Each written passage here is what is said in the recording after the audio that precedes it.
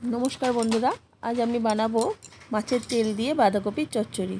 তো মাছের তেল তো অনেকে অনেক রকমভাবেই খেয়েছেন, পুঁই শাক দিয়ে, বেগুন দিয়ে, আলু দিয়ে চচ্চড়ি, কিন্তু কে কে বাঁধাকপি দিয়ে মাছের তেল খেয়েছেন তো আমাকে প্লিজ একটু কমেন্ট করে জানাবেন।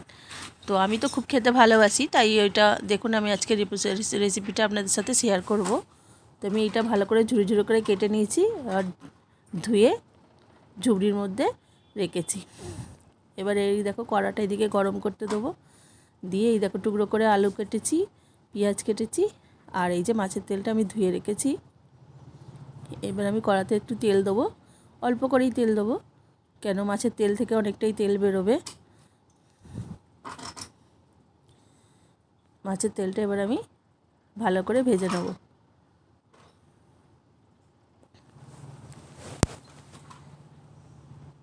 নুন হলুদ দিয়ে আমি মাছের তেলটাকে ভেজে নেব।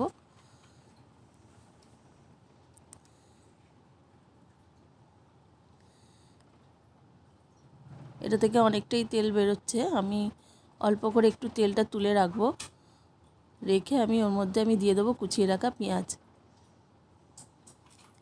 আর দিয়ে দেবো টুকরো করে কেটে রাখা আলুটা। এবার আলুটা একটু নরম হওয়া পর্যন্ত আমি নেড়ে চেড়ে ভেজে নেব।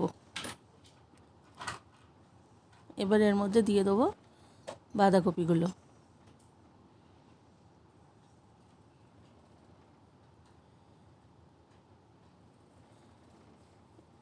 নেড়ে দেখুন, এবার আমি ভালো করে এটা নেড়ে নেব, নিয়ে বাঁধাকপিটা মজে যাওয়া পর্যন্ত আমি চাপা দিয়ে একটু হতে দেবো। এই রেসিপিটা আমার খুব পছন্দের, তো আপনারাও খেতে নিশ্চয়ই ভালোবাসেন। একবার করে দেখবেন বাড়িতে, কেমন হয় আমাকে কমেন্ট করে জানাবেন। তো এবার আমি চাপা দিয়ে দিয়েছি, চাপাটা খুলে অনেকটাই মজে গেছে। তো আমি এটাকে ভালো করে মিশিয়ে নেব খুন্তি দিয়ে।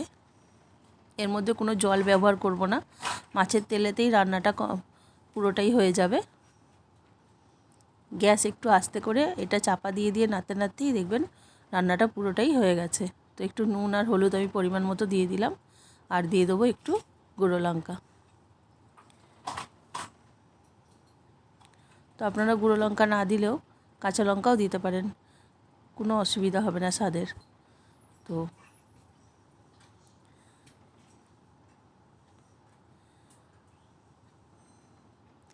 আমি আবারও চাপা দিয়ে দেবো একটু, দিয়ে দেখুন চাপাটা খুলছি। এটা আবার প্রায় একটু হয়ে এসছে, আর একটুখানি মজলেই এটা হয়ে যাবে।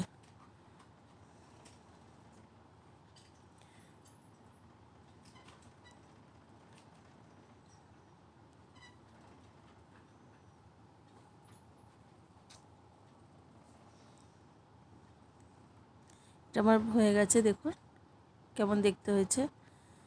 তো আমি নামিয়ে ফেলেছি। তো আজকে এইটুকুনি, আমি পরের ভিডিও নিয়ে আবার আসছি।